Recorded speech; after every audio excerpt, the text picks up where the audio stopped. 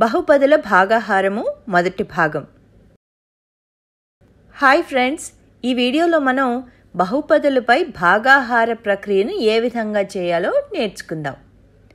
బహుపదుల భాగాహారం నేర్చుకునే ముందు అసలు దాని అవసరం ఎందుకో తెలుసుకుందాం. రోలర్ కోస్టర్ వంతెనల నమూనాలు తయారు చేయడానికి, ఉపగ్రహాల మార్గం లెక్కించడానికి బహుపదులను ఉపయోగిస్తారు. సాఫ్ట్వేర్ ఇంజనీర్లు కూడా వీడియో గేమ్స్, యాప్స్ బహుపదులు లేకుండా తయారు చేయలేరు. 1682లో ఎడ్మండ్ హేలీ ఆకాశంలో ఒక తోకచుక్కను చూసి అది తిరిగి 1759లో కనిపిస్తుంది అని చెప్పాడు. అతని వాదన నిజమైంది. తర్వాత ఆ తోకచుక్కకి అతని గౌరవార్థం హేలీ తోకచుక్క అని నామకరణం చేశారు. ఈ విధంగా గణించి చెప్పాలంటే బహుపదుల భాగాహారంలో నిష్ణాతులై ఉండాలి. ఒక చిన్న ఉదాహరణ తీసుకుందాం. 7x - 4x² ని xతో భాగిద్దాం. అంటే భాజకం ఒక ఏకపది. మొదట మనం ఈ ధర్మాన్ని రాయాలి. ఇచ్చిన పదాలను వాటి పరిమాణాన్ని బట్టి అవరోహణ క్రమంలో రాయాలి. అంటే -4x² + 7x.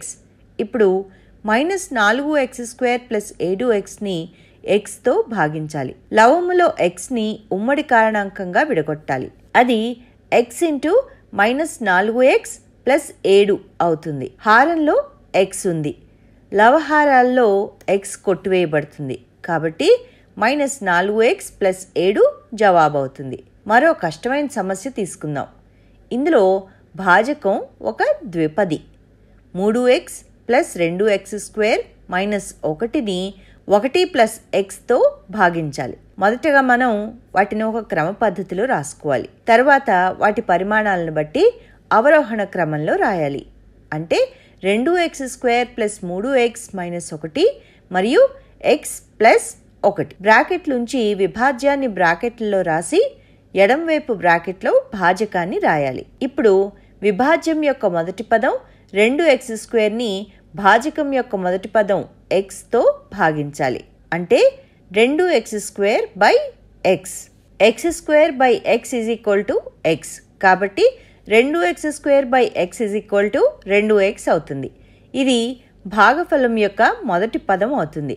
దీన్ని పైన గీతపై రాయాలి. ఇప్పుడు భాజకం x + 1ని భాగఫలం 2x చే గుణించగా 2x² + 2x. దీన్ని విభాజ్యం కింద రాయాలి. ఇప్పుడు ఆ రెండింటినీ సాధారణ భాగాహారంలో చేసినట్టే తీసివేత చేయాలి. కింది బహుపది పదాల గుర్తులు మారతాయి. ఒక్కొక్క పదం కింద ఉన్న పదాన్ని భాగించాలి. 2x² - 2x² = 0. 3x - 2x x. మిగిలిన విభాజ్యం -1 కింద రాసుకోవాలి. ఇప్పుడు x - 1 మళ్ళా కొత్త విభాజ్యం అవుతుంది. మళ్ళీ ఇదే పద్ధతి తిరిగి చేయాలి. మిగిలిన విభాజ్యంలోని మొదటి పదాన్ని xను భాజకంలోని మొదటి పదం xతో భాగించాలి. అంటే x / x +1 అవుతుంది. +1 అనేది భాగఫలం యొక్క రెండవ పదం అవుతుంది. దీన్ని కూడా పైన గీతపై రాయాలి. మళ్ళా భాగఫలం x + 1ని +1 చే గుణించాలి. x + 1 × 1 x + 1. దీన్ని విభాజ్యం కింద రాయాలి. ఇప్పుడు తీసివేత చేస్తే x - x 0. -1 -1 -2 అవుతుంది. ఇప్పుడు విభాజ్యంలో -2 మిగిలింది. దీనిలో x లేదు. అంటే x యొక్క ఘాతం 0. ఎలా అంటే భాజకం x + 1లో గరిష్ట ఘాతం 1. విభాజ్యం యొక్క గరిష్ట ఘాతం 0 అనేది భాజకం యొక్క గరిష్ట ఘాతం 1 కంటే తక్కువ కనుక దాన్ని వదిలేయాలి. అంటే భాగాహారం పూర్తయింది అని అర్థం. కాబట్టి ఎప్పుడైనా కొత్త విభాజ్యం యొక్క పరిమాణం భాజకం పరిమాణం కంటే తక్కువైతే మనం భాగాహారాన్ని ఆపేస్తాం. అంటే అది భాగాహారం యొక్క అంతం. కాబట్టి 2x² + 3x - 1ని x + 1 చే భాగించగా భాగఫలం 2x + 1, శేషం -2. ఉదాహరణకి మనం 15/6 చేస్తే 2 భాగఫలం శేషం 3 వస్తుంది. కాబట్టి మనం 15 2 × 6 + 3 అని రాయొచ్చు. అంటే విభాజ్యం భాజకము ఇంటూ భాగఫలము ప్లస్ శేషం.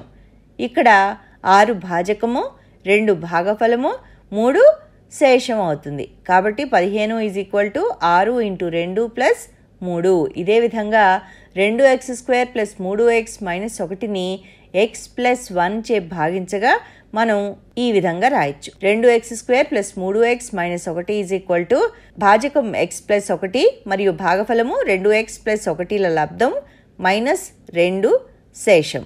దీన్ని బీజీయ రూపంలో రాద్దాం. 1 లేదా అంతకంటే ఎక్కువ పరిమాణం గల ఒక బహుపది p(x)ను మరొక బహుపది g(x) చే భాగిస్తే p(x) = g(x) × q(x) + r(x) అని చెప్పచ్చు. ఇక్కడ p(x) విభాజ్యము, g(x) భాజకము, q(x) భాగఫలము మరియు r(x) శేషం అవుతుంది. ఇది మనం సాధారణ భాగాహారంలో చేసిన విధంగానే ఉంటుంది. ఇవి ఈ పాఠంలో విషయాలు. వచ్చే పాఠంలో మరింత నేర్చుకుందాం. అంతవరకు సెలవు.